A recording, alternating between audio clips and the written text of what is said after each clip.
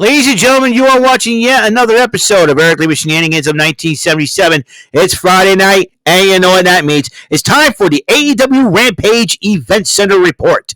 And now here's a man who's always been running on a rampage here on YouTube, Mr. Eric M. Lima. Thank you very much, Mr. Announcer, sir. Well, hello there, everyone. Welcome to yet another episode of Lima Shenanigans of 1977, episode 1154 of the show. How's it going, everybody? We're going to talk about the AEW Rampage that happened last night, like I talked about on the previous video of what happened on SmackDown last night. So, there we go. I'll tell you one thing, thank God the work week's over. Thank God I'm home. Thank God it is cold out there, folks, here in New England. If you live in New England, if you're a New Englander, please bundle up. It's not going to even hit the 30s, man. And that's how cold it's going to be. I'm telling you one thing right now, it's going to be crazy. Just like wrestling. Wrestling's going to be crazy with a new year coming around. You know, WrestleMania is, three mere months away. It's going to be crazy. It's going to be crazy, but, AEW's got their big event, Revolution, coming up in a couple of months, and it's totally nuts. And we're going to kick it off with Chris Jericho going one-on-one with Matt Sydal. Jericho was not in a very good mood after the Don Callis family, headed by the hot dog head himself, Don Callis. And, Jericho was upset. Matt Sydal says, you got to calm down and everything else. Jericho's like, you want to fight? You got one. So they had a fight. They had a matchup, and Jericho won the matchup. And as he was walking out, Konosuke Takeshita brawls with Jericho after the matchup. And Konosuke Takeshita really wants to make a name for himself. And you do it out of at the expense of a wrestling legend who's been doing it for almost 30 years in the business, and that would be Chris Jericho. If not less than that, probably 25 years, basically, or more. Anthony Henry, the guy formerly known as Asher Hale from NXT, of the one half of the Workhorsemen, took on Penta El Zero Miedo, and Penta did win the matchup. Renee Paquette interviews the Outcast, but Ruby Soho was confronting Harley Cameron why she made out with Angela Parker, and Saraya's going like this. Saraya set everything up. Saraya's a mean girl. You know, I would expose Saraya right now. I would say Saraya is behind the whole thing, Ruby. She's trying to get you, it's like, Saraya, listen, if you want the women's tag team titles in AEW, man, forget if they're not going to bring it, go back to the WWE. You and Ruby can go back to the WWE. Bring Toni Storm with you, or Harley Cameron, and go challenge Damage Control, or in this case, Ken and Katana, chance for the women's tag team titles. Man, cry about everything, Saraya. Cheapest. She whines about everything, and she's selfish. Saraya is selfish. She wants Ruby Soho to alter herself. She don't want Ruby Soho to go out with Angela Parker. Angela Parker's probably a cool dude. And Harley Cameron's not that bad looking either, and she's gorgeous, but Ruby Soho and Angela Parker belong together. I don't know why you want to manipulate poor Harley Cameron into this. So that's where we stand right now. So I think Renee Paquette knows something's up. Chris Statlander, who was accompanied by Stokely Hathaway. Stokely Hathaway, dude, give it up. Chris Statlander don't want anything to do with you. You dork. Oh, my cousin Skeeter.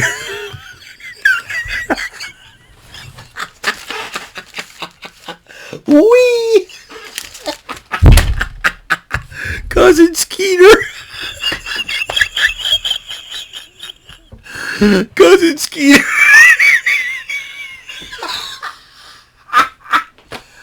Oh my gosh. Stokely Hathaway looks like what happens if you throw Steve Harvey in the dryer. He walks out. Hey, somebody threw Steve Harvey in the dryer. It's like if the DNAs of Steve Harvey, Charles Barkley, and Kevin Hart got mixed up in a freak science lab. And out comes Stokely Hathaway. Stokely Hathaway cracks me up. God, I love the guy. He talked about, when he was in the WWE as Malcolm Bevins, he talked about freaking missing CDs and, me blaming Mia Yim for all that. And blaming Xia Li or Nia Jax. I wonder if Nia Jax actually gave him back his CD player. I really don't know. Anyways,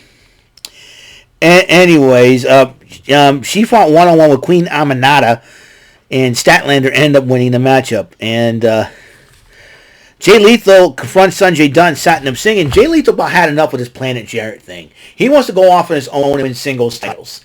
I do not blame Jay Lethal for this. This is something probably Jay Lethal wanted for a while. And I gotta tell you, I personally believe that Jay Lethal should be going off on his own. And then Renee Paquette interviewed Statlander and Hathaway, and after the matchup, but Willow Nightingale showed up late and saying that her flight was canceled. It seems like Stokely Hathaway what is everybody manipulating people, manipulating everybody else's lives? I mean, we got Saraya wants to manipulate the lives of Ruby Soho and Angela Parker. Now, Stokely Hathaway wants to mess up the flight schedule of Willow Nightingale. What the heck is going on around here in AEW? What's in the water there? You know, if I was commissioner, I would not be putting AEW. I would not be putting up with the garbage over there. I would be like, I don't care about the Young Bucks or Kenny Omega or anybody else. No, I'm straightening things out. I'm doing things my way. If you don't like it, hey, I'll get security and y'all can get escorted out. You know what I mean? Man, the AEW needs an on-screen general manager. I mean, Tony Khan acts like a total mark. I'm excited and everything else. Dude, assert your authority, man. You know, put your foot down or find somebody that can do it. Somebody get Mick Foley on the phone. Is he doing anything? I mean, or did he sign a Legends contract with the WWE? If that's the case, he can't go to AEW. So, I don't know. Get somebody who is not pinned down to the WWE or even TNA Impact. Get somebody as an on-screen general manager, man. Seriously. And the dream matchup, everyone, to see Darby Allin and Jeff Hardy went one-on-one. That was the main event. Darby Allin went to go shake hands with Jeff Hardy. Jeff Hardy's like, I don't know. Jeff Hardy's being disrespectful towards Darby Allin. I don't know what's going on. I mean, the Young Bucks have something to do with it. They said they want to get rid of the old and new. And some of these wrestlers looked up to these guys like the Hardys and everybody else. I don't know what's up. I mean, the Young Bucks, they want to be like jerks. That's fine. That's what I think about the Young Bucks. Hold on a second. That's how I think about the Young Bucks. Okay. Oh my goodness. That's how I think about the Young Bucks. I mean, seriously. I mean. I'll tell you what, AEW needs to really shape up and ship out. TNA's making a comeback, signed a couple of people, Nick Nemeth and Ash by Elegance. I think Ash by Elegance, the addition of the former Dana Brooke in that women's division will be great. And if Trinity's leaving to go back to the WWE as Naomi, and if Sasha Banks does go back, I expect this whole thing to be full circle and say, hey, we left for a while to clear our heads, we came back. And I'll tell you one thing, Sasha Banks and Naomi versus the Kabuki Warriors. If the Kabuki Warriors walk out the tag team champions, women's tag team champs next week, who knows? Who knows for sure? So that's going to be something. So I'll tell you one thing, Saraya's causing a lot of trouble of love. It's like someone stay away from Saraya for once. You know what I mean? It's something that it's like Saraya's nothing but trouble. Nothing but trouble. I wouldn't trust Saraya if I wanted to.